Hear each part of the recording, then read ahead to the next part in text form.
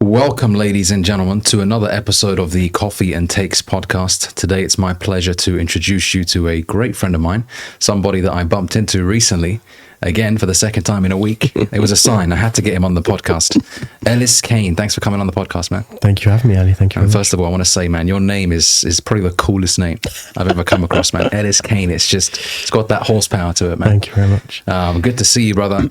We, prior to bumping into each other about a week ago, haven't seen each other in a good few years, I would say. You've been traveling around the world. Give the audience just a little insight into who you are, what you do for a living, and then we'll dive into some of the juicy stories that you have to share. Well, likewise, pleasure to be on here. Pleasure seeing you. I think we've both done a lot of growing over the last few years. I mean, depends where you want me to start the story. So yeah, tell us your age, your background, and what you do in terms of occupation, and then we'll get into how you got started with that. So in layman's terms, I'm considered a baby. I'm 22, although I don't feel it. Amazing. Yeah, background relatively simple. I was born in Milton Keynes, from Milton Keynes. Grew up single mum, relatively poor-ish household. Currently have an online coaching business, fully qualified personal trainer and massage therapist. I've had the online coaching business now for a few years. I've been doing the massage since 2020. And then other little bits and pieces, obviously on the side, investments. I model as well, but for me, that's not really something I class as a job, although I do earn money from it. It's a choice sort of when I model. Yeah.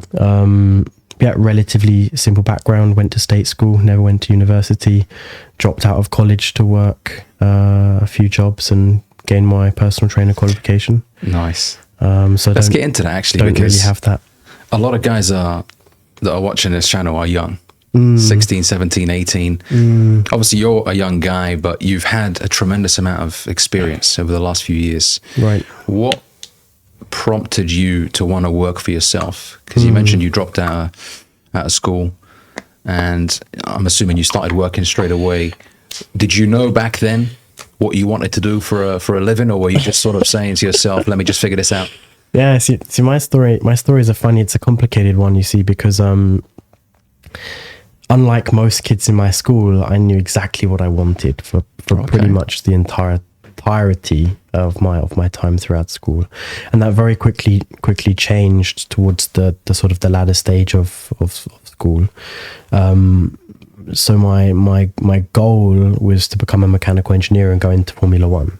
My mother had worked in Formula One for over a decade. She worked with Eddie Jordan F1 racing team. My godmother was Claire Williams. So, you know, there was this kind of big upbringing around cars and mechanics and engineering. And that's what I believed then I wanted to do. So I went to study mechanical engineering in college. My mum got ill when I was young, about sort of 10, 11 years old. And I started working at 14. And by 16 years of age, I was fully financing my mother. So I was already working 2 cash in hand jobs. I'm really grateful to the friends that I had in school, because it was from a parent of a friend of mine that basically enabled me to have these jobs, these cash in hand jobs, and start something.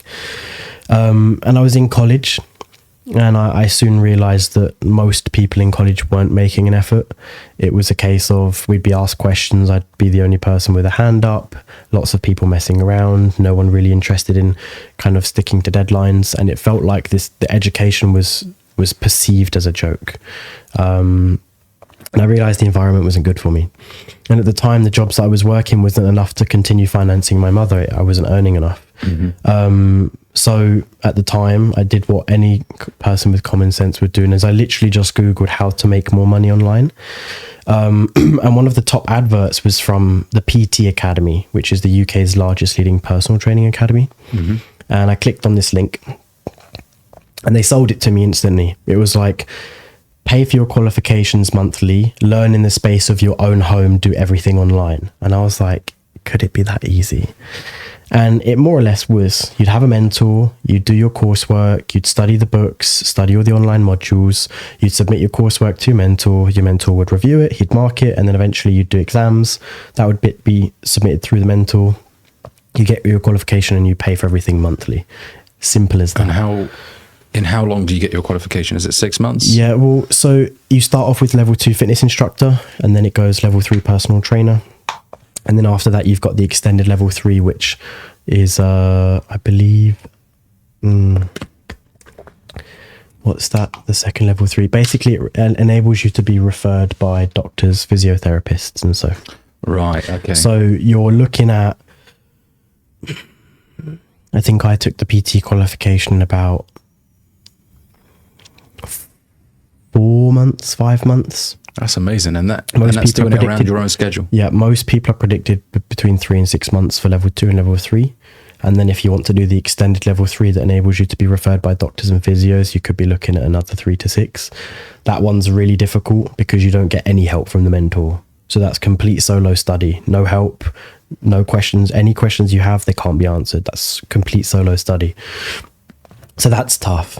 And why PTing out of interest? Because obviously you mentioned that you searched the question on Google. Was it just the only thing that you saw? The question was why not? So I went on Google, and it was literally the top suggested Google ad. It was PT Academy, and it was relatively simple. They had like a sale on for their level 3 PT diploma. Mm-hmm. You got a bunch of things included. So you had like, I think 6 or 7 CPDs, which are basically extended qualifications. I'm not actually too sure what the abbreviation is. I think it's certified personal development potentially. And basically these were courses that you would go to within the country for a day, and then that would give you that qualification. So there was things like functional training, kettlebells, abs and core, like I think there was like a mental health course, like all these little CPDs. So I went to London, I went to Birmingham, I went to Manchester on days in the month over the space of half a year or a year to complete these CPDs. So for me, it was like a really all-rounded package. Mm-hmm. The goal for me was to make more money than I was earning and to do it quickly. You know, I didn't want to finish college and earn 50 grand a year. I wanted to earn 50 grand a month. Yeah. Not that you're going to do that with personal training either, but it was an avenue for me to kind of further myself from the point I was at. So you were attracted to the idea of working for yourself. That's why PTing made sense to you, yeah? Right, working for myself and you know, kind of the ability and confinement of doing it more or less in my own time, and not needing to turn up to a college with individuals that weren't helping further my development, you know. That's my criticism really of education in 2023. It doesn't promote you to be open-minded about other opportunities. It's still stuck in the 60s and 70s. The only way to win is you get a degree, and I know now there's scholarships that are popping up, which is good, because I get this question all the time. Ali, shall I go uni? And you know, my answer is it depends. You know, right. And what would you answer to that? If somebody told you, Ellis, you know, I'm 18, I'm thinking about university, I'm umming and ahhing about it, what do you think I should do? What would you tell them? I think the first question before providing an answer to should I go to uni is, what's your purpose? Because for me, purpose, and I learned this from Shia LaBeouf, an incredible man, fucked up his life in many ways, excuse my language, but making up for it now. You can swear as much as you want. And I sat down in Starbucks this year and I watched Dead Straight, his 2-hour podcast with, I think it's Joe Bertenthal. And he says, in his eyes, purpose is what are you good at, how you can help people. That's purpose. Oh, that's good. I like that. And make notes, guys. and what I realized is a lot of people are happy in a 9-to-5. A lot of people are happy being doctors. Yeah. A lot of people are happy teaching kids in schools. We need doctors. We need teachers. We also need people happy in their 9-to-5s, because if we didn't have those people, we wouldn't have our coffee. We wouldn't have educated children. That's true. We wouldn't have our GP practitioner. So for me, the first question has to be, what are you good at?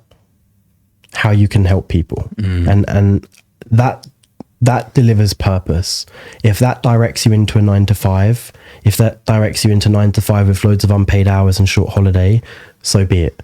If that question directs you into being self-employed, working for you on your own time frame, so be it. Yeah. University is a byproduct of whatever it is you decide to do in life. Yeah. And I think often college and university is pushed upon us because it's an education system. And unlike school, we have a choice. You don't get a choice whether you get to go to school, at least in the westernized world, in our country. You go to school. University is a choice. So once you're finished with school, you're very much on the cusp of, I now get to decide what to do with my future. I decide whether I stay in organized education or whether I go off and continue to study my own books. That's a good way of looking at it, to be fair. For me, university was never in the question. My mother never went to uni, and she ended up doing all right. So you saw an example of the fact that you don't have to go to do well. That's good, because I come from a background where my father did a bachelor's, a master's, and even a PhD. Wow, he's a And doctor. obviously, I'm an immigrant here to the UK from Libya. So when I was growing up, university was the be-all or end-all. You have to go. There is no option. And I remember when I didn't go, and my brother went, because I have a twin brother, there was a stark comparison, and I was terrified. I was scared shitless, because at the time I thought, damn, I don't know what I want to do. I was at 19, 20, or 18, 19, and I retook a year at A-levels because I didn't get the grades, and I was just nervous as hell. I was like, what the hell am I going to do? But thankfully, things worked out in the end for me. And this is why I tell people, it depends. Everyone's different. I don't like the culture of shitting on jobs. 9 to 5s or for brokies and all that sort of stuff. Because as you mentioned, we need people in jobs to keep society functioning. Now, my issue is when people complain about a job that they're in and they feel like a victim and they don't do anything about it. Then I have a problem. If you're in a job and you love it, and like you said, for example, if you're a teacher, you love teaching kids, the whole class loves you, you're the cool teacher, that's amazing. That's incredibly rewarding. But if you're somewhere where you don't want to be, around people you don't like, dreading the drive in and the drive back home, that's a problem. And things have to change in that instance. And I believe that people nowadays just feel like there's no way out. I'm stuck here. And you probably have friends that you've seen maybe 3 years ago complaining about a job that they have, and they're still in it. And that always baffles me. You're still in the same situation. And one thing I really respect about you is the fact that you're an action taker. You move fast. You figure things out as you go along. Thank you very much. And that's a quality that I believe is absolutely necessary in anybody that becomes successful. And that is why I believe you've done so well for yourself at such a young age, because being 22 years old and having done the things that you've done, traveled to the places that you've traveled, it's incredible. And that's why I wanted to bring you on the podcast, really, because you're a true example that age is not a problem. Well, I appreciate that. You can be young and still do well for yourself. So yeah, man, that's great. So you finished the qualification doing PTing. And then from there, what happened next? So you left college after? Yeah, not long ago. So for me, it was really hard to juggle 2 jobs already and study in college. My so-called sort of boss at the time, the dad of my best friend in school, one of my best friends in school, I spoke with him about the idea I had for taking the qualification, but also the fact that I couldn't pay upfront money for the qualification. And he did the nice thing and said, I'll offer you the money up front, so you can get the course, you can pay the first month, and you'll pay me back. And I thought, wow, like this is the first time in my life, like I'm being offered help. And I thought, like, maybe I should run with it. And I did. I took the qualification, and I'd been studying outside of college, the PT course, inside college, the mechanical engineering, and still doing these cash in hand jobs. And my grades started to fall massively in college. And I also realized like my heart wasn't in it anymore. And I made the decision to drop out. I felt like it was best for me. Not long after I got the PT qualification, I started to take on clients anywhere. I'd been training in a gym right next to my college, and I'd been asked on numerous occasions if I could train people. I said, hey, look, I'm not qualified, I don't have any insurances, blah blah blah. And eventually I got to the point where I could then take these people on. I was very well respected in my gym, always super friendly with people. I was kind of known as like, the one that gets on with everyone.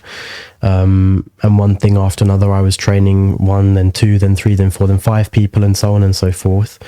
And eventually I could kind of pull away from sort of the cash in hand jobs and do more of the coaching, really, like the personal training directly. And after developing my physique in the gym and spending a lot more time in the gym building my body, along came the modeling as well. And I started to travel a lot for modeling work and modeling shoots, doing a lot of commercial modeling, things like ASOS, Boohoo, ProDirect, things like that. So all of those like little things really kind of helped advance me, pushing like social media. I got discovered by an incredible photographer called Wayne Strike. That sort of first photo shoot was really what blew me up. And then obviously more clients come along, and it's kind of a domino effect, you know. And 2019, I had an incredible year. I think I was 18 years of age, and like Instagram boomed, skyrocketed, exploding everywhere, modeling work, personal training. It was like, how did it feel at the time? Things were just popping off. Yeah, I was like, wow, it's all happening. Yeah. This is the thing. This is what I tell people, you know, you got to take the first step. Obviously, before you take the first step, you're always, you know, thinking of the worst possible outcomes. You know, you're terrified. It's a human instinct. You know, we always resort to the negative before we think of the positive. You know, what if it doesn't work out? What if I look stupid when I do this? What if my friends say this? What if I fail and then I have to go back to a regular job? What would you tell someone who, you know, perhaps knows what he wants to do, but is just scared shitless and doesn't know what lies ahead? Because you were in that position. You didn't know things were going to pop off and happen so quickly. Before you took that first step, what was going through your mind? Were you like, okay, you know, let's just see how things go? Or were you terrified of something in particular? If there's anything I've learned over the years, is that fear is your best friend. Okay. Yeah. Elaborate on that. Yeah. Fear's your best friend.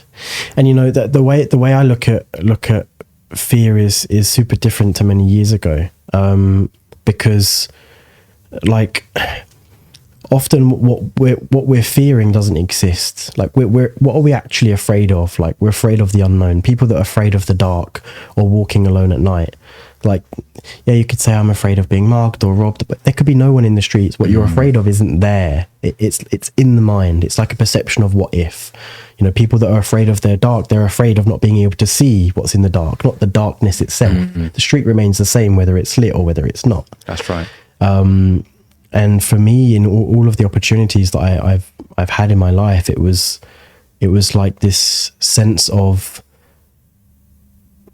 fear was like going into the unknown. It was, I'm afraid of, well, what if it doesn't work out? But what if it does? What if it does? Yeah. And when you eliminate this thought of, well, if it fails, what do I do next? That's the greatest opportunity and the most beautiful position to be in. So let's say it does fail. So you've tried it. Now you know that it either does or doesn't work. You either now know that it is or isn't for you. And you're in a position where you've potentially, hopefully, learned from the situation. You've taken on board experience, which is so much further than you were before. Yeah. And now you've actually got something to grasp and to use moving forward. Or you're going to be directed into something far better. Yeah. So for me, fear is your best friend. And when you have that fear, pounce on it. Opportunities are there. And often in the topic of fear, I find that people confuse like nerves to be a bad thing. Like when people say, oh, I'm so nervous. But I also look at that differently, because nerves and anxiety are very different. Like you get anxious for a blood test. I'm anxious for the needles. Like anxious is like kind of a negative perception. I'm anxious to go to the doctor in case they tell me something's wrong. I'm anxious to board the plane because we've got to go over the Pacific Ocean. Nerves, very different.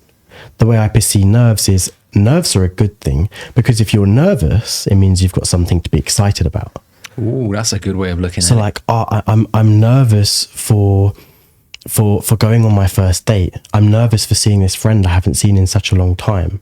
You know, I'm nervous to see my beautiful wife to be walk down the aisle and stand in front of me as we wed. Like that nerves is good because it means there's something to be excited about.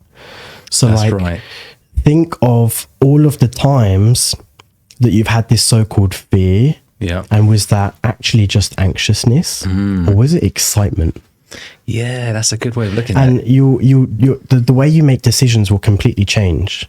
You know, trusting the gut feeling, thinking more intuitive, and kind of really try to separate your emotions and realize, like, actually what I'm feeling isn't anxiousness. I'm not afraid.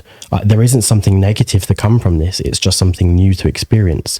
Actually, what I'm feeling is excitement. This is a great position to be in. So, like, I'm right where I need to be. Let's harness and embrace that emotion. You know, that job interview, that's not anxiousness. That's not fear. So what? They say no. They're not going to shoot you. Yeah. They're not going to tie you up. Yeah. You don't lose any money. Exactly. Like, that job interview, I'm nervous because I'm excited to be able to get the job and to work in a place I want to be in. That's not anxiousness. That's not fear, because there's no danger. There's no negative outcome. Not at all. So I think fear, nerves, harness those emotions, self-reflect. Something I kind of took on board from you the other day is study yourself. And try to become really aware of what you feel, and you will think very differently about the decisions that you make, and ultimately you'll be more inclined to go for things where you don't have control and there is so much unknown, because the unknown is where the magic happens. 100%, man. That was very beautifully put. And I like what you said about the nerves holding something exciting behind it. You know, I think I fully agree with you on that. I always tell people to entertain the possibility of it working out. You know, maybe you're intimidated by the fact that if this kicks off, how will I respond? Will I be able to handle the new success? And because some people know they've got talent. Deep down inside, they know, if I try something, I reckon I could do a good job at it. But they're scared of their own potential almost. They know they can go far with it. I like that. But it's exciting. Embrace the uncertainty. You know, I always talk about how chaotic life is. But the chaos is what makes life worth living. If things were just predictable, if you knew exactly how your life would pan out, what would happen at the age of 30, 35, 40, 45, you knew when your first child would be born, when you die, it would take away from the anticipation. I think the anticipation is something that we should all embrace. You know, I'm anticipating something big to happen. When you've been working hard, you know the success is near. Sometimes you can feel it as well. You're like, man, I know I'm just going to blow up soon. Things are just going to happen for me, you know, and I think people should embrace that as well. But that's a very good way of putting it, man. It's there's something exciting behind the nerves that you feel. And I also want to touch on something as well, which isn't really spoken about very much. The whole idea of balance. So when you were building your business, I'm assuming, you correct me if I'm wrong, that there were periods of time where you were more immersed in the business than other areas of your life. Because when you're building something, especially when you're an entrepreneur, it's going to take a lot from you.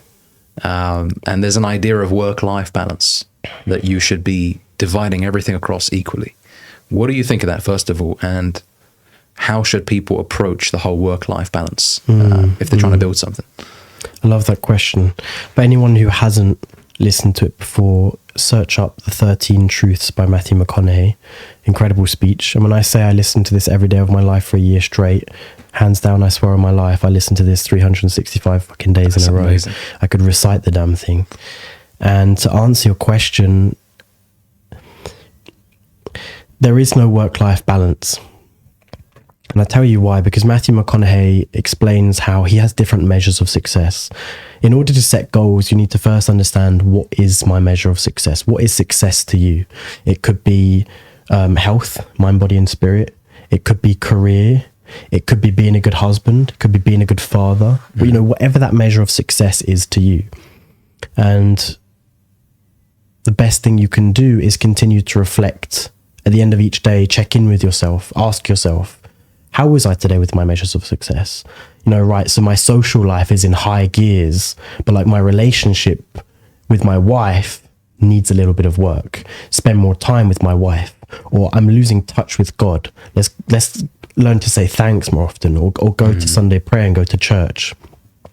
I don't believe there's a excuse me. I don't believe there's a work-life balance. I believe there are areas in your life that require much or most of your time in any given moment, and it could be that career is that. It could be your wife is having a baby and you become consumed by the newborn, and then that's in high gears, but maybe career or gym or health isn't. And we go within these fluctuations, and I think the sooner we learn to let go ever so slightly of trying to control everything and feeling like that there is like a happy medium, or that everything can be pretty perfect and that's in order and that's in order and that's in order and that's in order, soon we just realize that everything receives what it needs to in the right time. Yeah, that's a good way of putting it, actually. I really like that. And, you know, I do believe that sometimes you go through phases in your life where maybe your health takes a turn for the worst, and so that becomes your priority for a while. Sometimes you're broke and you really need to sort out your finances, so you know you spend more time focusing on the money making activities. So I can definitely agree with that. I think sometimes you got to shift your focus from one area to the next. And you know, nothing will ever be, you know, perfectly stable. I mean, there's a law called Murphy's Law. Have you heard of it, right? Good old Murphy. He said, what could go wrong will go wrong, and usually at the worst possible time. And I think people need to, you know, come to terms with that, accept that. Your life is chaotic. Sometimes you're broke, you need some money, your car breaks down. And now you're like, okay, that's going to be £700 and I don't have it. So I guess I'm going to be walking this month. Things will just happen. And so you just got to readjust and bounce back. And, you know, I'm keen to get your thoughts on entrepreneurship, because a lot of young guys nowadays, in fact, I would even say probably most of the young guys today want to be entrepreneurs, want to be their own boss. Do you think anyone can do it? First question. And if you think they can, how should they approach it? Because you're someone who obviously has been working for himself successfully for the last few years. You know, you've had your ups and downs, of course. It teaches you a lot, entrepreneurship, doesn't it? But how do you think people should approach it? Yeah, I mean, specifically being an entrepreneur, the idea and concept of building a business, you know, investing your own money, high risk, high reward.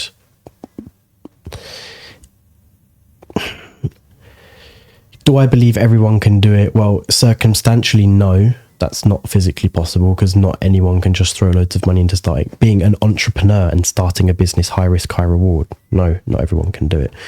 Mindset wise, if you're willing to be second best, yes, absolutely. Is everyone willing to be second best?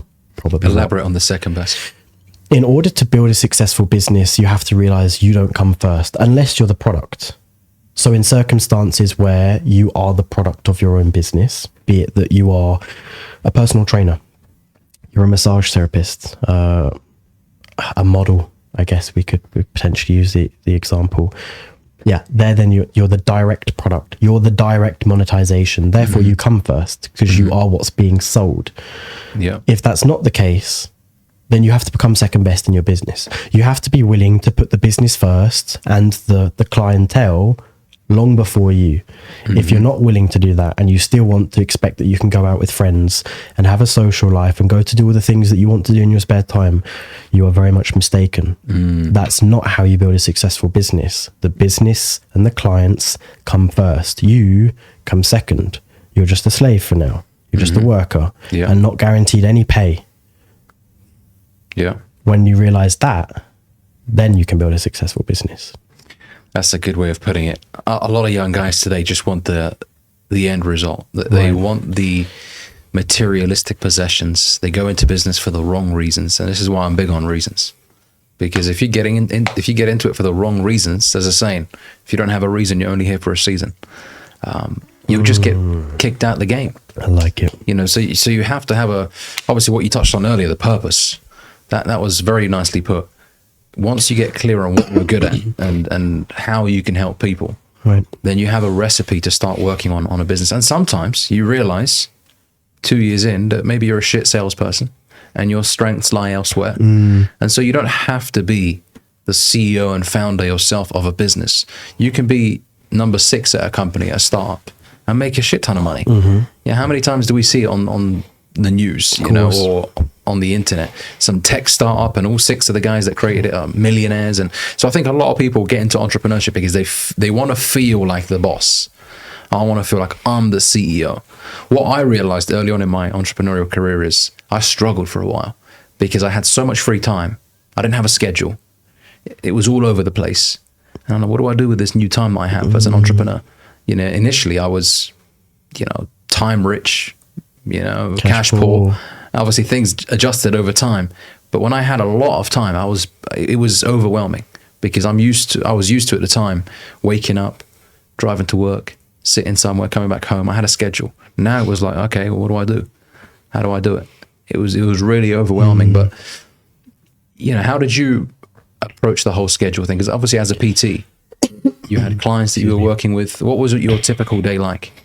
Yeah, it's interesting. I mean, ever so slightly still on the topic of entrepreneurship, my experience of entrepreneurship is actually, I would argue, very, very small. I mean, the businesses that I've built is primarily focused on me being sort of the product, I guess you could say. For me, time management was very, very subjective, with dependent on what I was doing.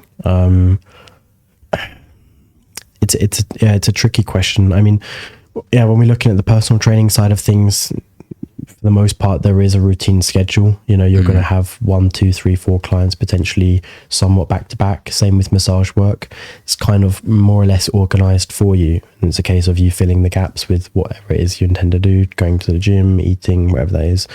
The modeling side of things, or the online coaching business, completely different. The modeling shoots are so sporadic, involves traveling, potentially going to end up with a lot of free time. The online coaching business, even worse. That's where you realize how disciplined you are or you're not, and how disciplined I thought I was and realized I wasn't. I was like, I have a schedule, I have structure, I know what I'm doing.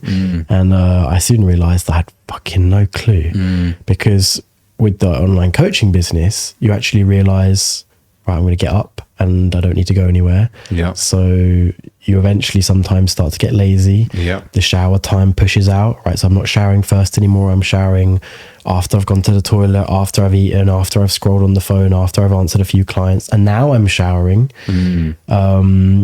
Wake up times would sometimes potentially get a little later. Yeah. Laying in, snoozing the alarm.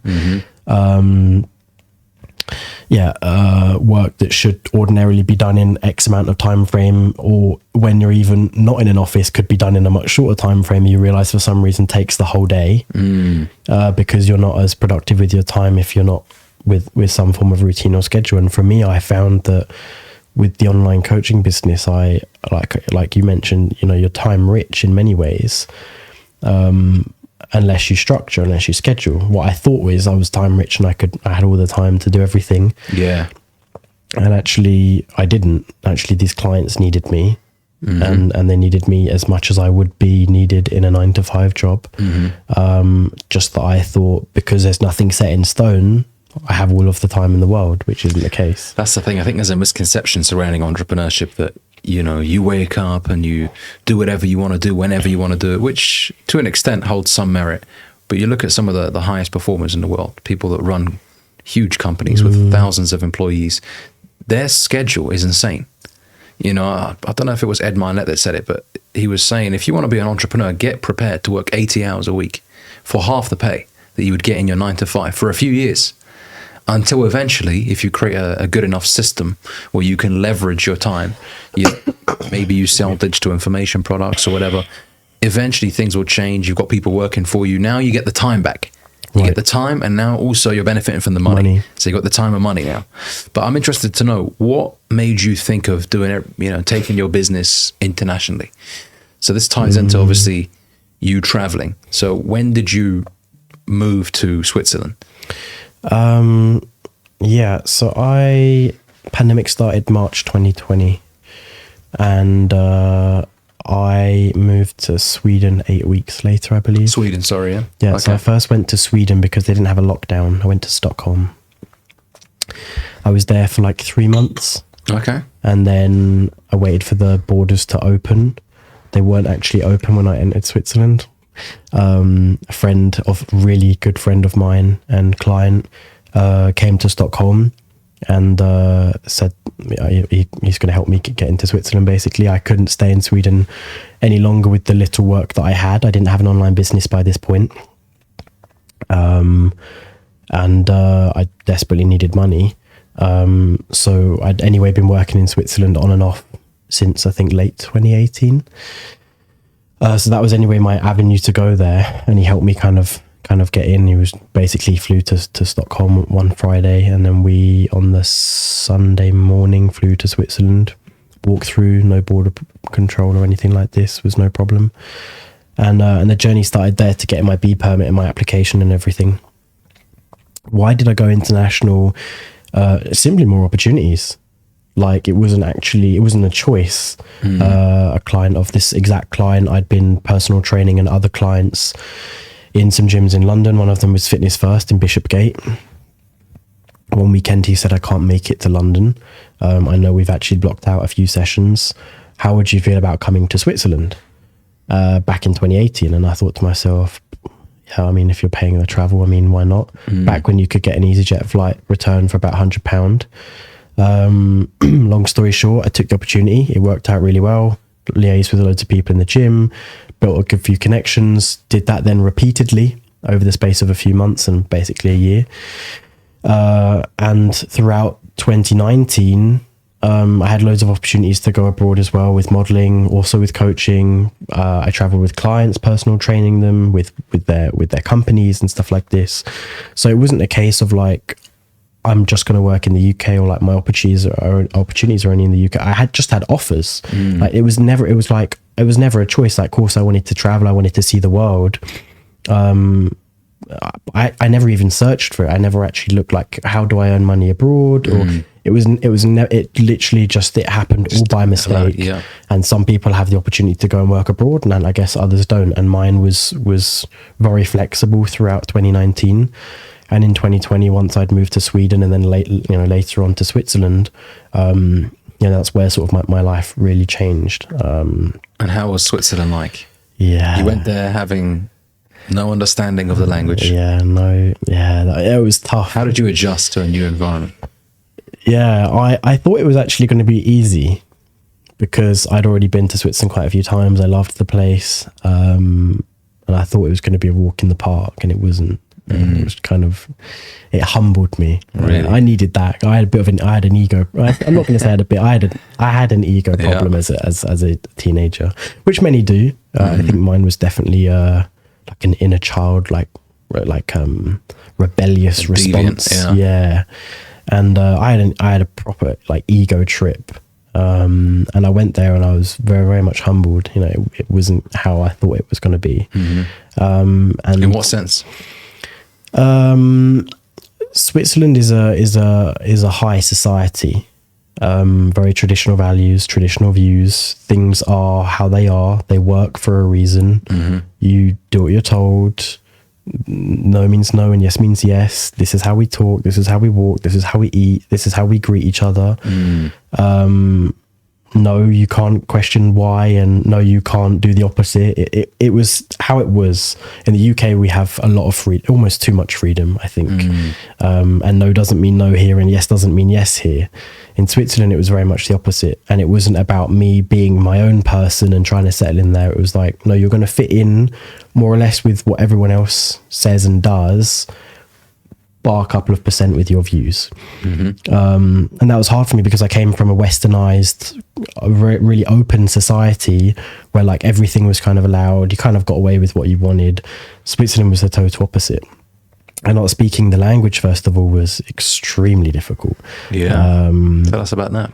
Yeah, I mean, in Zurich, you can get away with speaking English in a lot of places. And now, especially since the pandemic, definitely now. But most people didn't speak English. Swiss people themselves had very poor English. Some of my now best friends have only over the last few years since I've been there actually become either fluent or really, really good at talking English. Prior to that, forget it. They could understand but not communicate. Wow, so a lot of people must have moved there then. Say again? A lot of people must have moved over. Oh yeah, I mean, we're 25% foreigners. I mean, we have a population smaller than the size of London. I think we have like 8.7 million maybe. Wow. But Oh yeah, like. And you were in huge Zurich. influence. Is Zurich the capital? So most people think Zurich's the capital. Zurich's actually not the capital. Bern is the capital of Switzerland. Best friend of mine, Mark, is from Bern.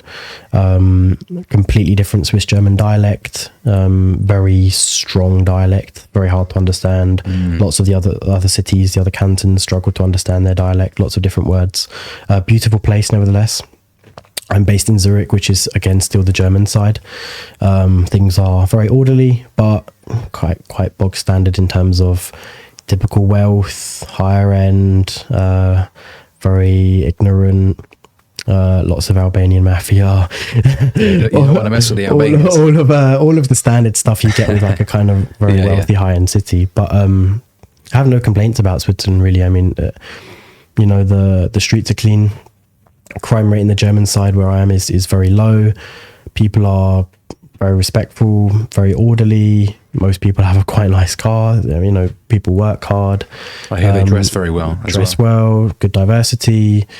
I like to think that the government has quite a good stand on things. Our parliament works very different to like here in England. You have one party in power, and kind of what say goes. Although supposedly the public get a say, I disagree that they do. Mm-hmm.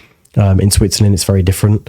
In the parliament, there's a multitude of parties, mainly 4 that have seats, but I think now even maybe 5 or 6 have seats.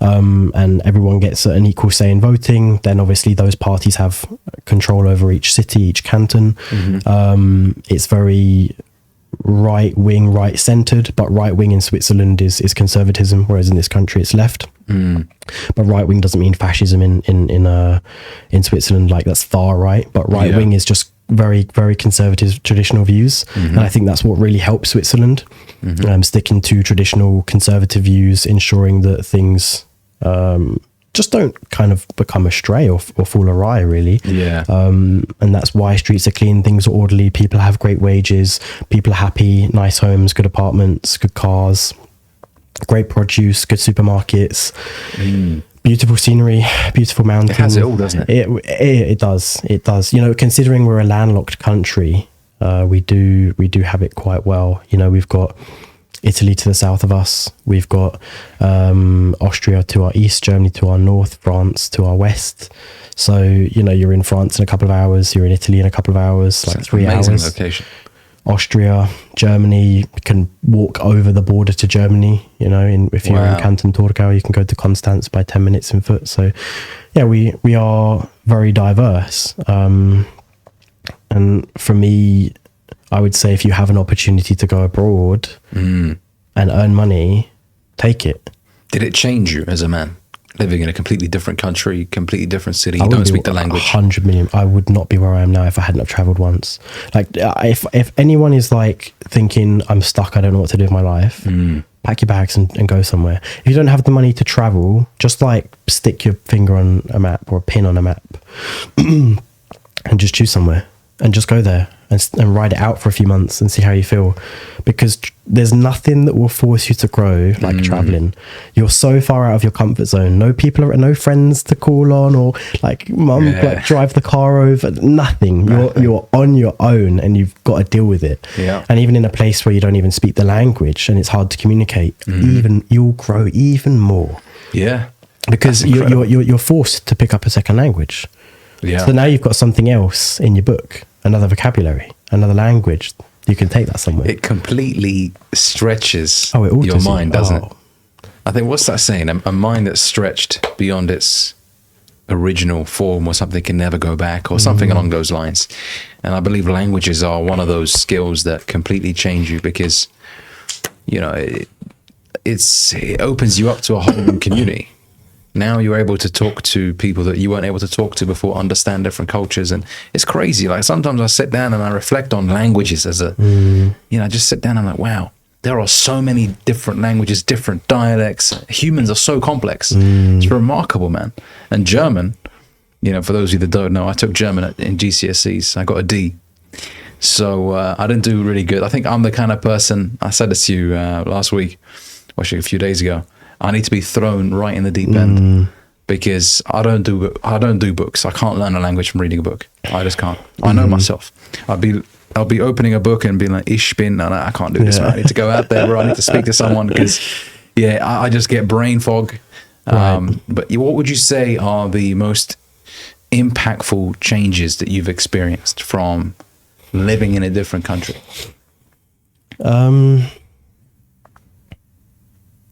Gratitude for sure.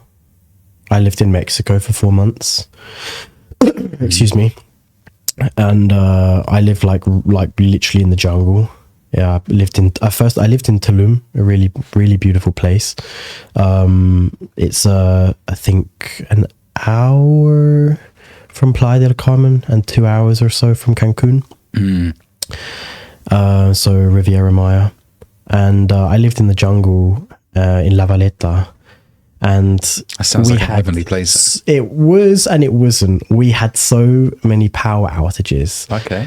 And because of the systems there, if you don't have electricity, there's no water because the electricity pumps the water basically. Wow. So when the power goes out, the water goes out. No shower, no taps to wash dishes and stuff. That's crazy. You can't flush the toilet.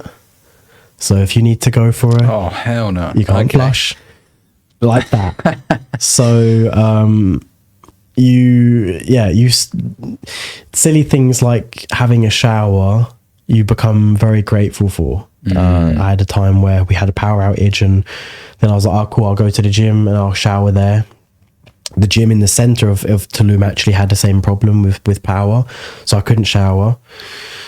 Went back home, thought by this point electricity will be back on, surely I'm going to shower now. Still couldn't shower. The next morning I thought we'll wake up, definitely we're going to have power. No power, still couldn't shower. So you soon kind of become itching for a shower, something that usually you take for granted. I can shower whenever I want at home. So traveling created a sense of gratitude for me, first of all, because you become grateful for things like healthcare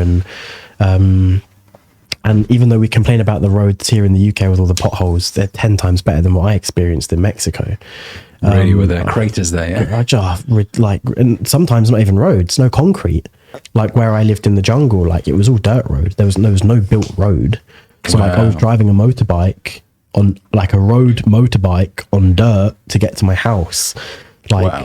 So gratitude 100% first of all, because we complain about all of the things actually we're super grateful to have here, especially in Western countries. Healthcare systems, hospital aid where we need it, supermarkets, roads, whatever it is we have, like we take for granted. Police, we like to complain about them here in the Western world, but God forbid you need something, they're pretty much going to be there. In Mexico, that wasn't the case. They're so corrupt. You wanted to avoid the police. Don't even say hi to them there, because they want something from you. Wow. So gratitude, travel, because if you by traveling, the sense of gratitude that you'll gain will make you actually far happier in the place that you weren't before. If you're not happy now and you decide to travel to find a sense of happiness within yourself, travel, because when you come back you'll be much happier where you were before. Wow. Even if it's not where you want to stay, you'll just realize, actually I don't have things so bad here, actually things are all right. For me that's what I learned most, I think. Did it also change your work ethic in a way? Did you feel like, okay, now that I've left my comfort zone, now I really have to knuckle down and step it up, because I want to make sure that this decision is worth it, I want to make it work.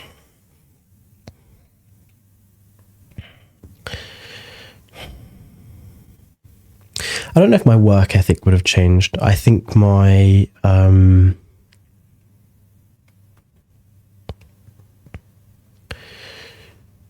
I just think moving specifically to a place like Switzerland, you take things more seriously. There's like a sense of application, because it's not about even turning up for you. Especially in a place like Switzerland, you have to turn up for the sake of other people. Like, it's not even caring about what other people think of you. It's like, if I don't turn up, these people are gonna either be ashamed, or like they're not gonna feel like that's gonna mess up their day. Like, people are very much reliant on each other, especially in a place like Switzerland, in an employment place. I worked for a gym and a massage practice in Switzerland, so I've been under employment in that country. So definitely traveling, and if you're within terms of employment, I don't know that my work ethic necessarily changed, but definitely just learning to be less selfish. Like there are other people that are counting on me, you know, and trying to more be like a man of your word. And be like, I think reliability is such an incredible characteristic to have. I'm very much an introverted person, and really won't take much time to meet people, or specifically do things like this actually, unless it's a person I really want to talk with and invest time with.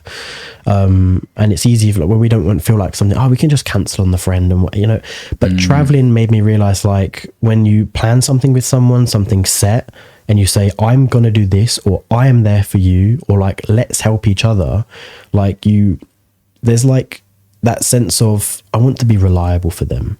Like, my application to what I do isn't just going to be about me or for me, it's for other people as well. And traveling made me realize that, because there's a lot of people, be it less fortunate or have worked really hard to get to that place. I think working harder, I think we don't need to say, it's relative. But there's definitely people that I can say I've met in other countries that I've traveled to that I would have said probably had a much harder journey than I to get there. And you're like, cool, I want to turn up for these people. You know, like we've crossed paths for a reason. Right. We've crossed paths for a reason. And I think traveling really does that. For some people, it might increase your work ethic, but I think your work ethic probably remains the same. I think your willingness to do the job changes, because when you're in a place that you want to be in, I think your willingness, like your empowerment, maybe even your level of motivation changes, because you're in an environment where you feel more fulfilled. That's a good way of putting it. And that just makes your work ethic appear more optimal. So if you've got the opportunity to travel, can grab it by the balls, man. And to add to that, actually, I think the reason why it's so important for young men to leave their hometown is obviously because it forces them to grow. But you feel this sense of, I need to make this work because I've left. And I think it's good to talk about what you intend on doing, because a lot of people say, move in silence and everything. And I have a problem with that, because I feel like if you announce it, there's that added pressure that you have to make something work, and it forces you to make it work. Otherwise, you look like an idiot. And this is why I tell guys when they're nervous about making a move, announce it to add that pressure onto yourself, and then you better fucking perform. You know what I'm saying? Talk a load of smack and back it up. There's nothing wrong with talking smack, but you got to back it up. The reason why we find, combat fighters really compelling and they draw us in, and we want to watch all of their fights, is because a lot of them we see as gladiators. They talk a good game as well. I'm going to knock this guy's spark out. And then you watch them and you're like, wow, man, he's talking so confidently. And then you see him actually do it and you're like, whoa, this guy said he was going to do it and he did it. And that almost gives you goosebumps, because you're like, wow, man. And look, sometimes you can make it work. You can win. You can get the result. So say it.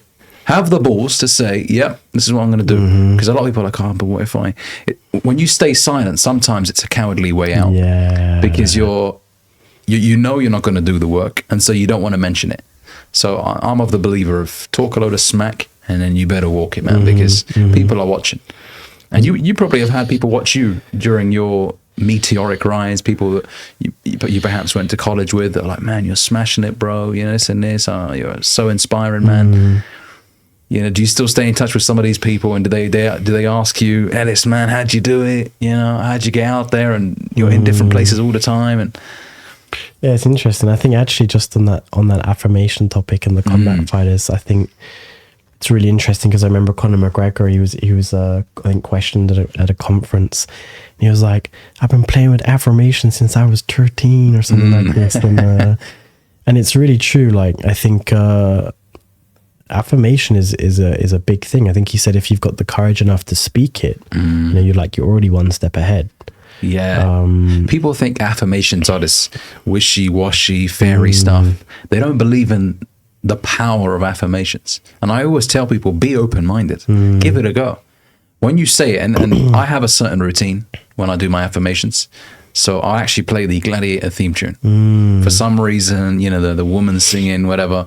I don't even know if she says any words, but just the sound of it gives me goosebumps. And then I walk around and I'm like, okay, just imagine yourself, man, achieving this success and everyone's watching you, everyone's clapping, man, he did it. Just think of it, you know, feel it, take it on board, you know, and you actually feel good when it's happening as well. You're like, man, you almost get a glimpse of what you will achieve. And then you got to take that all back and get to work. You know, you're almost previewing what's coming. Do you know what I'm saying? And this is why obviously McGregor said it, because he would visualize what, you know, what round he would knock someone out. You know, and then he would say, I predict these things, right? After Mystic Mac, even Muhammad Ali, going back to Muhammad Ali, he used to do it. You know, I think there was one clip of him saying, you know, I give my opponents the opportunity to pick the round, you know, that they want to be knocked out in. You know, that comes across arrogant to somebody who doesn't believe in themselves. And this is why I always say that people project their insecurities onto you. Someone might say, well, you know, you come across as cocky, whatever. And it's like, well, no, because I don't thrive on putting other people down, but I'm big on me. Why should I not be my number one fan? You know, I always say you've got you for the rest of your life. So if you've got you for the rest of your life, you're going to spend the most amount of time with you. Like it. For the rest of your life. And so why not like the person that you see? Why not talk positively about that person? It doesn't mean lie to yourself and cover up your horrible traits or whatever. Definitely, if there's an area you can improve, then improve it. But at the same time, I won't apologize for liking myself, for saying that, yeah, I'm going to do this. Yep. Just because you feel like you're lacking. This is why I always say that success is like a spotlight shining down on people. It reminds them of the things they didn't do. Seeing you under the spotlight, they're like, man, they're not mad at you, they're mad at themselves. Yeah. And you're bringing to light the things that they said they were going to do but didn't do. Yeah. So this is why I always say haters are confused admirers. Wow, yeah. Because they see haters are confused as wow. They see you and they're like, man, this motherfucker, another win. He just keeps winning. How does he keep doing it? You know, they admire something about you. Otherwise, that emotion wouldn't be invoked. Yeah. The fact that they see you and they're like, man, he's achieved and he's in a different country again. He's doing that bothers them because they want that. Haters are confused admirers. Do you know what I mean? Yeah. So they see you out there making move after move. And I always say to people, if you put the same effort into hating that you do, if you put the same effort into hating onto something that you're interested in, what could transpire as a result? You know, you could end up being incredibly successful. And I think this ties into also comparing your journey with other people's. You know, someone might look at you or me and be like, oh man, look at them. It's easy for them to say that. But I think that's a bad approach because we had our own set of circumstances when we began. And everyone that's watching this has their own unique set of circumstances. I always say to people, stay in your lane and don't look over the fence. You know, you said it, I think, to me a couple of days ago, comparison is the thief of joy. Oh, it is. Yep, it is. You know, when you look at what somebody else has and you let it bother you, then you're going to derail, you know, and your focus will be all over the place. So when you were building your business, because social media is a big thing. Yeah. You know, social media is now something that we can't live without as a society. Did you ever feel burnout from using it, you know, from seeing other people, or just you yourself, you know, along the way, along the journey from being on social media? Because it does get sometimes a little bit tiring. You feel like you have to keep everyone up to date with what you're doing. And so when I started social media was so different to what it is now. Like I remember back when Instagram had like the original fucking logo and everything. Like I still have screenshots from like the original Instagram, you know, and like starting up that profile in school and yeah, it was very different. Did I experience burnout in my life? Yes. With social media? Yes, also. Both of which I would recommend you don't get to, because it's not pretty. Yeah, with social media, I'm even in the process of being burnt out from social media because like social media, especially in the Western world, is at a point now where they want us to see what we see for a reason. You know, in Asia, like I don't care what you think of their political views or not. Like, what they see on TikTok and Instagram and whatever else is not what we see. Like, yes, they have control over it, but for I would argue good reasons. Like, people in China and in Japan, when they're on TikTok, they see people like, they see the military marching and being orderly. They see little girls dancing and blowing bubbles. They see people helping others walk across the street in public. We get 13-year-old girls twerking on TikTok and like OF models with their tits out and like taking off their panties in public. And like the last week with a topic that's very sensitive at the moment, but the war going on in the Middle East, dead babies now on Instagram, completely uncensored. Like 13-year-old kids on Instagram are going to now be seeing twerking little girls and dead babies. Like that's not okay. Yeah. Like that's everything our parents wanted to hide from us as children to protect us. Yeah. And now that we've got this digital age, it's being plastered everywhere with no control. You know, when social media came out when I was a child, there was parental supervision and privacy accounts and like loads of things in place. And now it's like you can have all of these things and still continue to see all of the things you don't wish to see. Yeah. And social media has become what I argue is a very largely misconstrued and toxic place. People are very sensitive. They'll be offended by anything and everything. You can do everything right and say everything right. There will still be some fucker that will want to have an opposing opinion to you. And because we're in an age of diversity and whatever other nonsense, what you say has to go and what I say doesn't. And everyone has to be right, even though we're all equally wrong. And for me, it gets to a point where it's like, I don't have control over it anymore. And it just becomes very, very draining, very exhausting. You know, you spend hours on social media and I feel like it doom scrolling, don't they? Right. And I feel just like a large majority of it isn't fulfilling me. I'm empty already and I'm trying to fill this emptiness with something that's not fulfilling me, even though I'm still scrolling on this bloody phone. Yeah. And I don't feel any better and I'm stuck scrolling and I can't seem to stop it. And I keep scrolling, watching things that aren't good for me, feeling worse. It's an addiction. It's definitely an addiction. And it's an addiction for people that don't have something to fill the gap. It's like an escape. I do it often at the moment. Scrolling is the worst, and I'm so often caught in it at the moment. Yeah. And it didn't used to be like the worst thing that happened to Instagram in many ways, I think, in many good and bad ways, was Reels, the copy of sort of TikTok. Yeah. And that changed Instagram, I feel. And the Explore, I wish I could, if I could turn off the Explore page, right, get this, because the algorithm on Instagram is it's not broken, it's made that way. If I could turn off the Explore page, I'd look at social media so differently. Because I follow like 400 people maybe. I have 65,000 followers maybe. I only follow 400 people.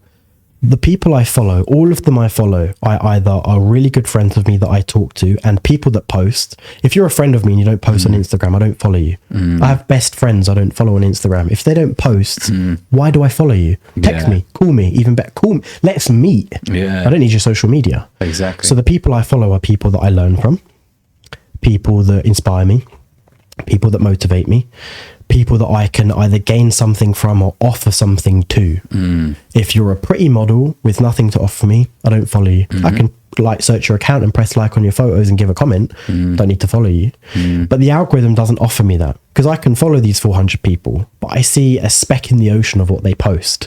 And most of the people's posts I'd love to see, I never see, even though I follow them. And yet Instagram still wants to recommend pages I don't follow on my account where I see the posts of people I do follow. And you actually have to choose a function that snoozes that for 30 days. And then every 30 days, it will start suggesting you loads of posts again of people that you don't follow in order to re-grasp your attention into things that bring you nothing.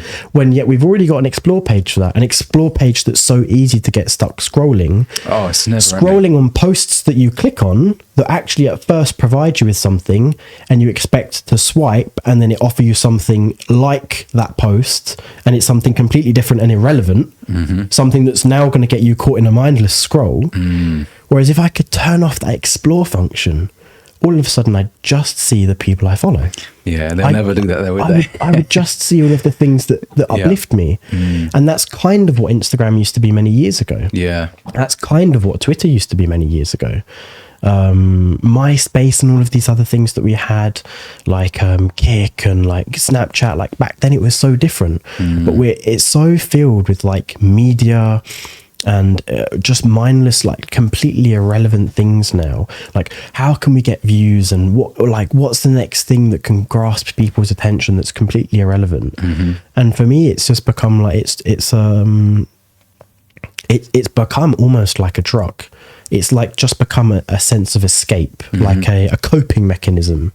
And it's draining, and I've massively burnt out from social media, because for someone like myself, there are many people that aren't affected and that can still continue to use social media in an incredible way, like yourself and like many influencers I follow.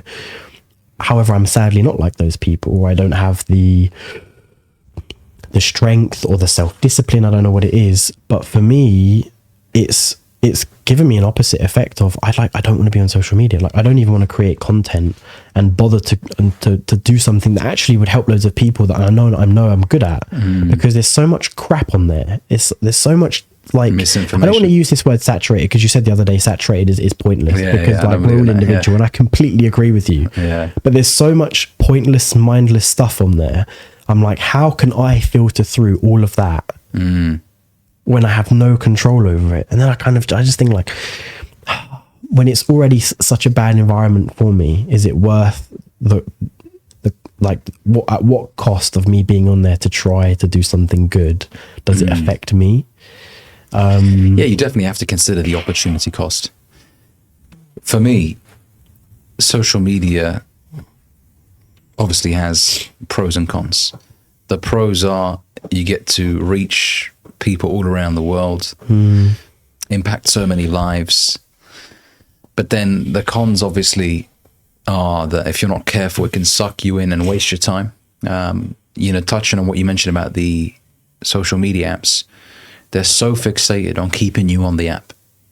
I think even TikTok recently removed some of the social banners from people's bios to keep people on TikTok, as opposed to them clicking off. I think it's back on now, but they try things to make sure that you stay on there as long as possible. And that's why there's always these memes of people scrolling through TikTok at 2 a.m. laughing and giggling and stuff, and it ruins so many people's sleeping patterns and everything. And I've been guilty of this in the past as well. You'd just be watching video after video. I would say this, however, with social media, the algorithms show you the type of content that you consume. I think it's been a few years since I've seen semi-naked, shall I say, women on my explore page, because I realized that as I was engaging with that content, liking it, thankfully I've never been the kind to comment, "Honey, you're so beautiful," never, because that's just sad. At that point, take me out, you know what I'm saying? Because that's a sad sight to see.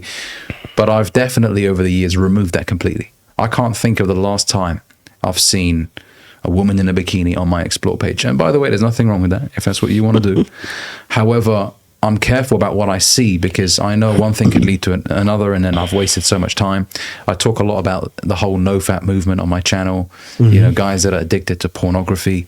And it's interesting you touched on the soft pornography that you see on TikTok and Instagram. That's what it is. It's a form of pornography. All of it's soft porn. It's the trigger. All of it. And I mean, but Mark Zuckerberg wants that. Like Instagram, it's basically soft porn now. And I mean, with the removal of the censorship over the last couple of weeks, now that you can post topless photos, women can have their boobs out and stuff like this. Yeah, have you not seen?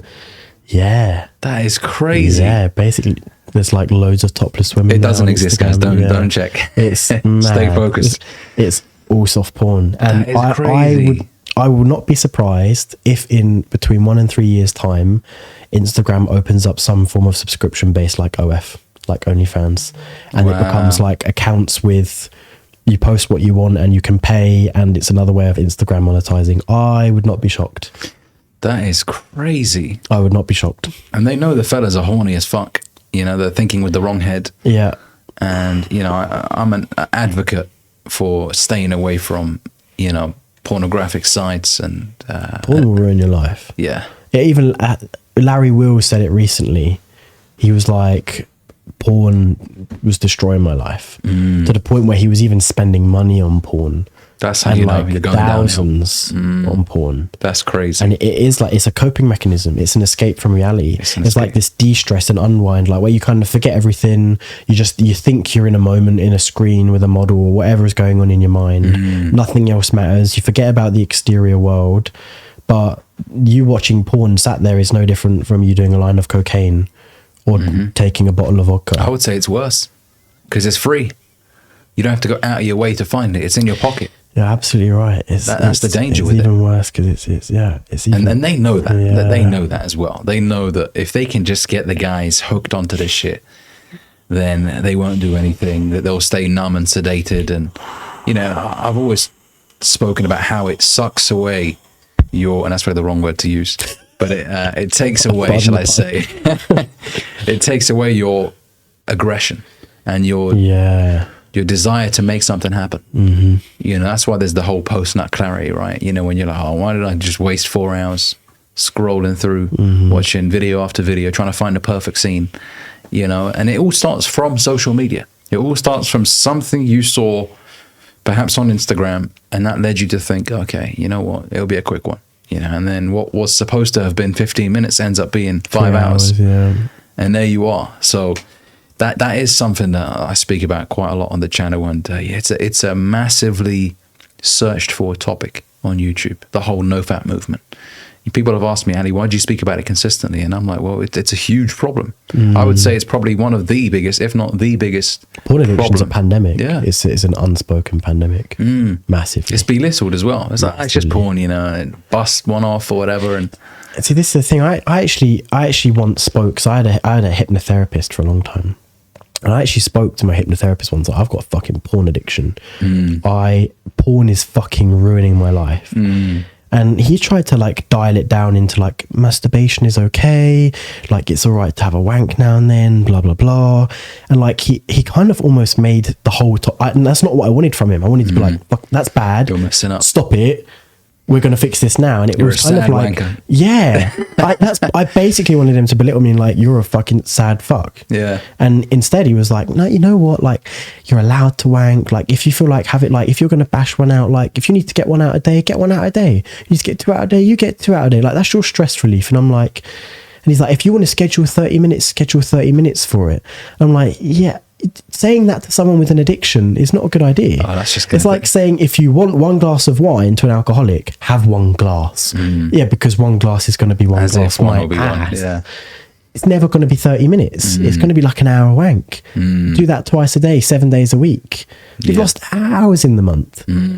And this is the problem. Like, no one sees it as a real addiction. They think, oh, because it's not drugs and it's not alcohol, it can't actually be harmful. Oh, it's catastrophic. But it's catastrophic. Ruins and it's marriages. all done in silence. And yet there's no real talk about it. Nah. And yet so many people suffer from it silently. Yeah. So many people have no idea that their best mate, who looks good, has women around him, has a good life or whatever else, has a fucking porn addiction. Because that's his only escape. Because for him, drugs and alcohol isn't an option, but porn is. Because porn's accessible. Because porn he can do in the bathroom. Porn he can do in the cubicle at work. Porn he can do in his bedroom. You know? But alcohol and drugs, oh, I've got to hide those. How do I make that? Like, how is that? Logistically, whatever. Right. Yeah. But porn, oh, like that. Boom. Yeah. And I'm going to feel great at the end. For a few seconds. For a few seconds, which is what it is. A few seconds. That's it. And then after that, you experience a huge low. And that's when you start doubting yourself. And, you know, I always say to the guys that watch the channel, how do you feel after you bust one off? Do you feel empowered? Do you feel like you want to go out there and take on the world? Or do you feel like a fucking sad wanker who has nothing going on for him? And I want the guys to feel the shame, because the shame is a trigger to better yourself. It's you telling yourself, come on, man, not again. Like, ejaculation is not a problem. Not at all. In a physical, in a high vibe environment, filled with energy. Exactly. And that's why I preach, be in a relationship with a woman that you love, because even the physical intercourse that you have is on a superior level than hookup culture, right? Where you're just basically using somebody else to masturbate. That's exactly what it is. Yep. But ejaculation is not the issue. The issue is you not being able to take your hands off yourself. It's a lack of discipline. Yep. If you can't control something as, I don't want to say simple, because obviously sexual urges are a powerful thing. Yep. But if you can't discipline your own sexual urges, then you've got a big problem. Because then that means other areas in your life will suffer. And there's a saying from Jim Rohn. He says, everything affects everything. And I was like, wow, when I first heard that, that's an interesting philosophy. One thing will lead to another thing, which leads to another thing. And before you know it, a small little trivial bad habit that you have that you think is not going to have that much of an impact is now ruining every other aspect of your life. A key example of that is I bashed one out once before I was meant to meet a client. I bashed one out. I thought, I need to leave in 15 minutes. Really cutting it short. Should now get ready and be disciplined and go. Didn't. Bashed one out. Was late. Missed my train. Ended up then late for that client, which then made me late for the next client, which then delayed me for a dinner that evening. Wow. Complete domino effect, pissing everyone off that evening. Yeah. All because of one selfish error. Yeah. Exactly. There are everything consequences. Affects everything. Yeah. Wow. Yeah, there are consequences. That is very true. How you do anything is how you do everything, right? If you're someone who doesn't prioritize their health, you eat whatever you want to eat, you're not going to be disciplined in business. You're not going to be on time to a lot of the things that you do. And before you know it, I mean, your life is in a complete catastrophic position. So that's why I tell people, tell yourself, okay, this is a problem. The first step to change is awareness. You need to be aware of the problem. Love that. You can't fix something you have no idea is broken, right? So you have to sit down on a piece of paper and write down what's going wrong in your life. Is it your weight? Is it your lack of money? Is it your porn addiction? Write them down. When you write them down, you are now able to see it in front of you on a piece of paper. Right. These are the areas that I'm struggling at the moment. How can I fix those problems? Okay, I'm overweight. I need to get in touch with Ellis. I need him to make me a physical workout plan and a nutrition plan. Because that was the case for me when I was overweight. Back in November last year, I was 28% body fat. I was like 95 kilograms. And I realized, okay, I have a problem here. This is unacceptable. And I feel like people need to talk to themselves sometimes in a negative way. In a way that doesn't seem so nice and loving, Just not sugarcoating it. Because people sometimes people say, "Oh, don't say that. That's not nice." Whatever. Nah, call yourself fat. Yeah. If you're fat, you're fat. Yeah. Don't sugarcoat shit. Exactly, and stop eating sugar. Right? Don't beat around the bush. Say it as it is. I am fat. I've got a pair of tits, and this ain't right. Because then it will inspire you to want to do something. Jim Rohn also talks about the day that turns your life around. And it's the day you experience disgust. But you have to couple your disgust with action. There's no point just being disgusted at yourself and then carrying on. You've got to be disgusted, and then you've got to tell yourself, this is the last day I will ever feel this way again. I refuse to continue living this way. And you make a firm decision and you do something. Decide rhymes with suicide. Something dies when you make a decision. And what dies is excuses. I have decided that I refuse to live this way any longer. Wow. Things are going to change. And so that's the day your life turns around, and it's very important for people to just keep it real with themselves. Enough's enough. I can't continue living this way. I'm sick of it. And only then will things start changing. If you're broke, it's never a nice feeling being broke, not having enough money to eat or whatever. And a lot of guys are okay with that. Ray Lewis says, be pissed off for greatness. If it pisses you off, do something with it. I like it. Otherwise, you waste the emotion. Because the emotion is there to wake you up, to tell you something. You don't feel a certain way for no reason. It's the same thing with a breakup. I had a coaching call recently with a guy who is struggling to process his breakup. And I told him, listen, you have an incredible source of energy here that you're not taking advantage of. Take advantage of it. Tap into it. It will change you. You know, so the energy that you experience, the frustration, do something with it. Otherwise, you waste it. You really will. Yeah, and I think the problem with a lot of guys is the frustration that they have for themselves. They invest far more time in taking it out on other people. Not just guys, sorry, I don't want to make a clarification, sorry, for people in general. Is they spend far more time taking their frustration out on others and being like angry or upset with other people. And I've been that person rather than doing something about it themselves. You know, I definitely had it in my last relationship where I've been disappointed in myself at times. I was unhappy with myself, or I hadn't done something that my day didn't go the way I wanted it to. And it was so easy to just kind of like flip out on the partner and like lash out. And it's like, luckily she was a person that realized like, I know you're not having a good day. Like, calm yourself. Like, everything's cool. Yeah. I'm not the enemy here. But often it's just so much easier to like point the finger and blame. But like you say, that frustration, that disgust, it needs to be paired with action. Yeah. Because otherwise, what we call in German, we call it the Teufelskreuz. It's the devil's spiral. Amazing. And like if you start at the top of the devil's spiral, and like procrastination and no action and repetitiveness, and all of a sudden you end up at the bottom of this spiral, and then you're sucked into this spiral, and it's really hard to come out of this spiral. But if you're still up here, before you start projecting your frustration or disgust onto other people, if you just start taking action already, you'll never fall to the bottom. You can immediately come out of that. You still have control of it. But the moment you start to make excuses, forget it. You just spiral out of control. Oh, exactly. And it becomes normality. It becomes normality to make an excuse and to push your problems onto others.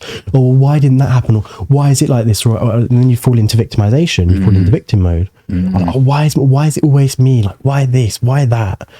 Like, I don't know. Yeah. Self-reflect. Like you say, write it down. Write it down. What's going on? Self-realization, and like you say, awareness is for sure the first step.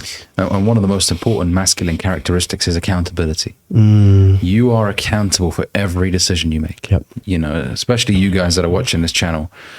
You're grown men now, and even if you're 16, 17, I'm going to say this to you: you're a grown man. Start acting like it. Decisions have consequences, and if you enabled yourself to get fat by letting yourself go, well, then you got to look in the mirror and be like, this is unacceptable. I have to do something about it. Don't be blaming other people. Don't be blaming your mum, or, you know, in our culture, food is greasy. That's an excuse. All right, eat something different. Right? Even if you live in the house with your mum and, you know, she'll beat you up if you don't eat her food. Tell her, you know, mum, listen, I need to make some adjustments. I'm gaining too much weight. It's the thing. You can't take it out on other people. And I think that's the lazy way out. When you blame, the blame game is the lazy way out, because you're trying to justify why you're not where you want to be, and you come up with different reasons. And I always say in life, you either have reasons or results. Either another fucking reason as to why you're not where you want to be, or the result, which is you did it. So what's it going to be? Is it going to be another fancy reason? And oh yeah, Ali, I've got a good one. You know, they always put effort into coming up with good reasons not to do something. You know, they don't realize they only need one reason not to do something, but they keep coming up with more.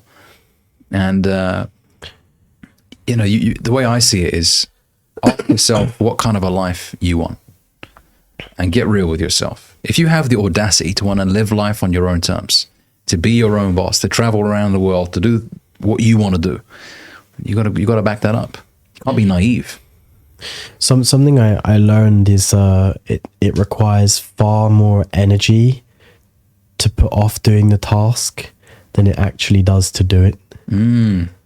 And it's so true. Like when you procrastinate and put something off, it's so draining. Like, I've still got to do this. I've still got to do this. When am I going to do this? It requires this time. By the time you started it, if you start it, by the time you then think about needing to, you've already done it. It's done. It doesn't require any more energy. Done, out the window, cool, not in my mind anymore.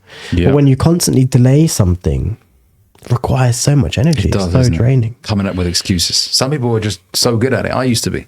I used to be a world champ. I was the worst, yeah. You know what I mean? But then I realized, okay, man, I'm not winning. Doing this, there's negative ROI associated with complaining. Because I don't like how I feel when I complain. I don't like how I feel. I feel like a kid. Why the fuck am I complaining? Well, I should be out there making money, making moves. So, you know, that's one of the biggest diseases that not just men, I think people suffer from today. They want to find someone to blame. It's only when you take 100% responsibility does your life change. Ooh, I like that one. You know, you have to. Yeah. It's me. Even if someone did you dirty, even if someone that you got into business with didn't end up paying you your share of the profits or whatever, you know what? It is what it is. Even though it's painful to admit that it was your fault, it's just my fault. I got to take responsibility and you know, keep things moving and learn from my mistakes. Right. Because maybe they were red flags that you didn't pay attention to. Right. Maybe that person said, I'll see, and there wasn't a contract involved. And you were like, surely there should be a contract. Okay, you know what, fine. And you carried on. That little error right there, you didn't pay attention to in the moment, cost you in the long run. So that's why I always say 100% responsibility. After a breakup, even though us guys want to feel like we did nothing wrong, there was a point in the relationship, I know at least for me, it was the case, where I started to neglect the relationship and I stopped showing up in the way that I should have done. I became lazier. Maybe I overlooked my partner's worries and I brushed them to the side. And then these little mistakes, Excuse me. these little mistakes compound. And before you know it, it gets to a point where your partner's like, yeah, I don't think we should be together anymore. And a lot of guys feel it's a sudden thing, but it wasn't sudden.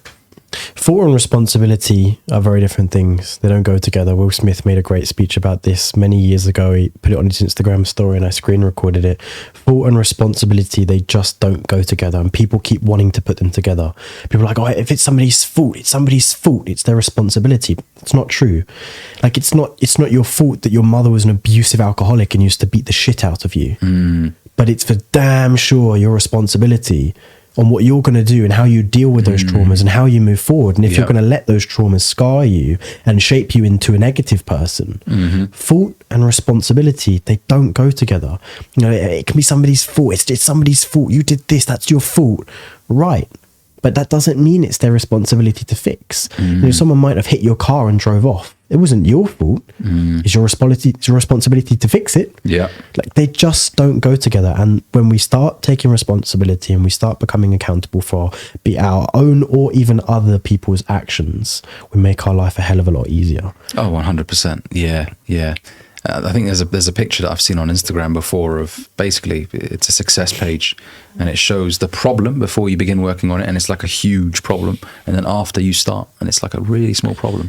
You know, this whole time you work yourself up, you're like, oh my God, I got to do this, it's going to be long. You know, even people that were thinking of creating content for a while that I've spoken to, they've told me, oh man, I used to work myself up and tell myself I need all these equipment, you know, all pieces of equipment. But once I started, I realized, you know what, my phone does the job.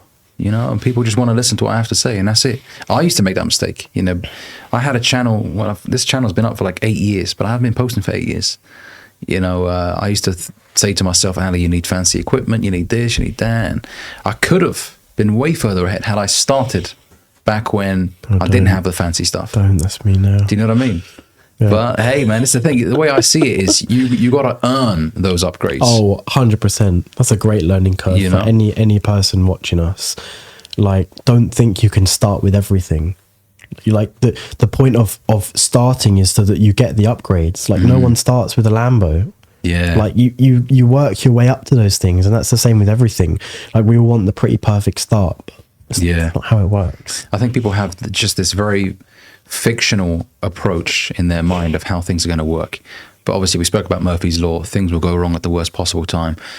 You've got to make the first move, and small progress is still progress. I think people forget that. Yeah. You know, I tell people to truly be grateful for their small wins. Your first 10 subscribers, you know, don't be like, oh, I've only got 10. Because with that mindset, you won't ever continue growing. Yeah. You won't be successful because you're not appreciating the 10 people that have decided to subscribe to your channel. You know, if you're like, you know what, I'm so grateful, man, I've got 10 people that want to watch me. You know, and what will happen is your energy will attract more people. You know, Jim Rohn used to say, success is looking for a good place to stay. When you have the characteristics of a successful person, because success isn't something you chase, it's something you attract. So when you have those qualities, you know, you work on your craft consistently, you're coachable, you're open-minded, you know, you're consistent. When you have all these qualities, success just comes straight to you. It will take a few years, you know, but you got to celebrate every milestone along the way is how I see it. How was it for you when you were building your business? You know, how was the first client, and when the business was growing and you had those milestones, how did they feel? Yeah, it's interesting because I think I was always quite hard on myself, and actually a question that you asked me earlier, and I didn't actually get around to answering. You mentioned a little bit about kind of how was it for me with, you know, people in my school and people that I grew up with when they saw me starting to make success, and like, well, how are you doing this? Or you're traveling everywhere and like you're doing all these things, like how is it going? Or like, what are you doing? That kind of ties in with this question is for me, it was like I never recognized any of my accomplishments all the way up until now. Like it was only these last few months where I've been in a out of control spiral where I actually started to reflect back and think I didn't do too bad. Now that I look back on it, and now I'm like I am in this point, I'm like, and where I've been, I'm like, wow, I didn't actually do too bad. Not that we need to compare to other people at all, but you know, most of the people I went to school with no disrespect and not to shit on anyone, haven't made anything of their lives. Almost all of the people that I was friends with on Facebook coming out of school have had 1 or 2 children or currently pregnant and are still in jobs they hate, have never traveled, haven't gone anywhere, no sense of goals or accomplishments. I think often that people have kids at a young age, they have kids because they don't have any goals and they need purpose, and a kid gives them a purpose. For me, it was like, my accomplishments always seemed so small because I was caught in comparing them to what others had, even though if I were to compare them to all of the people that were competing against me, they would have been so much bigger. And because I was chasing for more and I wanted more, all of these little milestones with the coaching, all of the little milestones with like modeling shoots, I was like, but why am I not there yet? Like, why have I not got that yet? Why have I not done that yet? Like I'm trying, I'm working, like I'm still not there, forgetting I was like 17, 18, 19, 20, 21. But I once heard a saying, and I can't stand this phrase anymore. It was proud but never satisfied. And I think it's very easily misconstrued because the concept behind it is you're proud, you're never satisfied with what you have, so you always have something to keep chasing. I get it. The problem with that is never satisfied doesn't allow you to truly recognize anything you've ever achieved. Satisfaction and contentment are very different, but they've been put into the same bracket. Contentment and satisfaction, they don't go together. Like, you can be satisfied on a topic. Contentment is I'm so content with this situation, I don't intend to go anywhere else. Like, I'm so content with this house, I don't need anything more. I'm so content with my partner, I don't need to look for other women. You know, like that's content, but that's not what satisfaction is.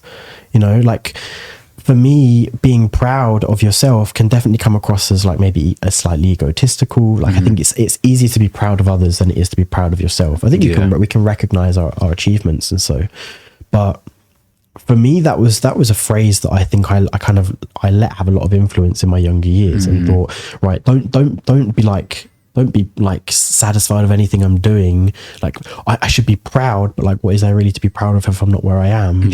And just keep chasing. And then you get like another thing, and then another thing, and then another thing. And everyone's like, wow, you did this, like, well done. But every new thing comes, you move to a new place, you move into a bigger apartment, you move into a nicer apartment, you get a motorbike, you get this, you get that. You've done this with the career. Now you've got 30 clients, and you know, 1 year ago, actually, you've forgotten that you didn't actually even have an online business, and all of these things. You're like, but why haven't I got 4? And why haven't I got? And why is he there? And he's got this, and they've got that, and they're doing this, and why am I still not there? And it's like, but he's younger than me, and more successful than I. And it's like, you get caught up in failing to recognize anything you've done. That's a big problem.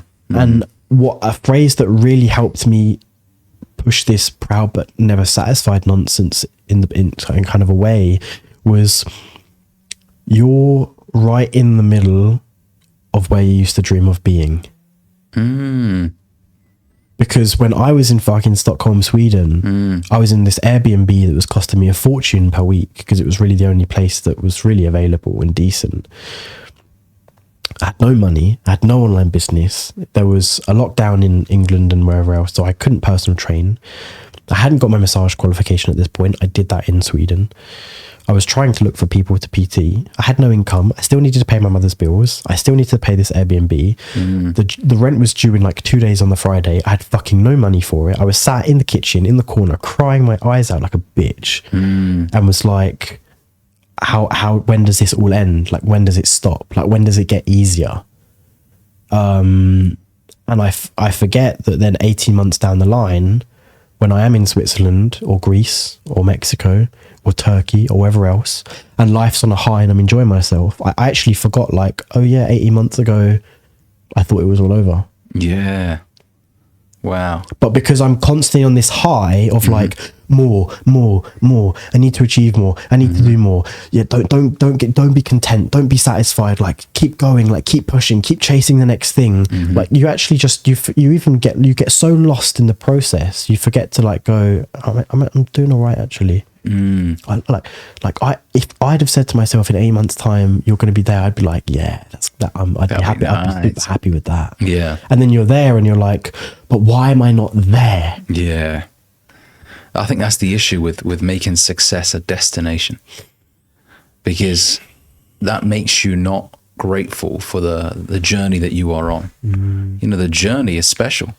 Even the down moments, you should fully be present, because one day when you become victorious, you will reflect on the moments where you were down and you'll be like, man, it was so worth it, man. I used to suffer a lot and now look at me, I'm here.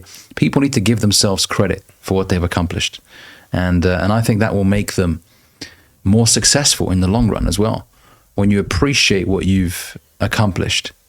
You know, and I think especially for coaching, you know, when you work with people, when you're grateful for what you've been able to do in terms of helping people, then, you know, it makes you want to go harder and build a bigger business as well, you know?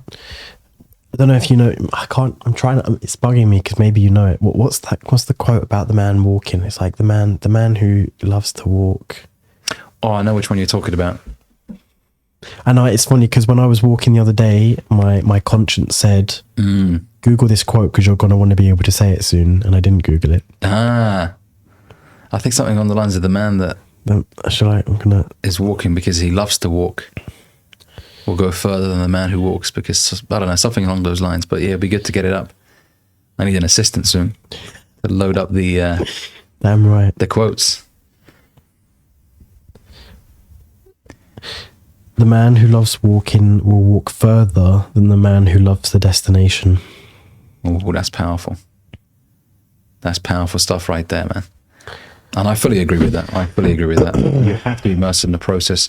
Aim to become the best that you can possibly be. It's nice to compete. I think in us men, we have it in us to want to compete with other men. But there's a healthy line that you shouldn't really cross. Once it gets to the point of you're miserable, and the only way you're going to feel better about yourself is if you beat this person, then you're always going to be in a state of misery because there's always someone better than you. And I think the only person that you should be comparing yourself with is the person you were a month ago, a year ago. You know, when you look back and you're like, wow, look at how far I've come.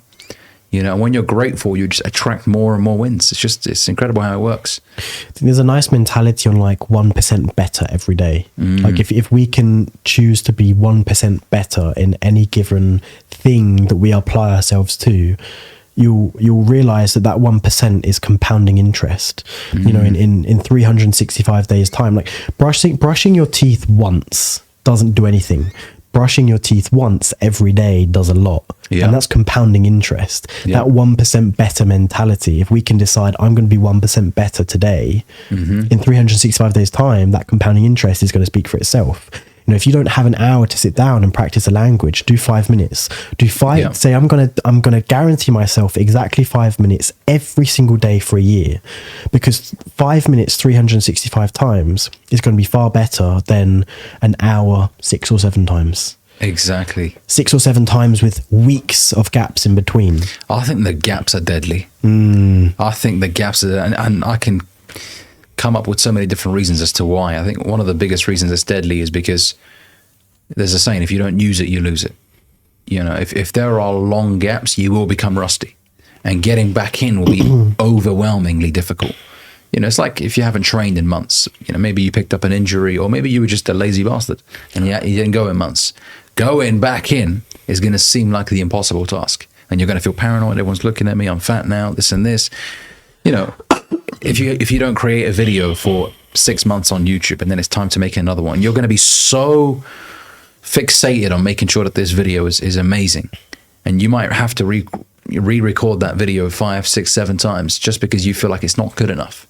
But when you're in motion, things happen. And when you gain momentum, you become dangerous and you become difficult to stop. I use the train analogy. A train on a track moving at 1 mile an hour can do barely any damage. Let's say you put an object in front of it, a relatively soft object. It may hit it and push it slightly, but it won't really do much damage. A train moving at 100 miles an hour with momentum behind it will obliterate almost anything in its path. And you've probably seen a lot of these Reddit videos of trains obliterating a row of cars that got stuck on the... It's always in some country, you know.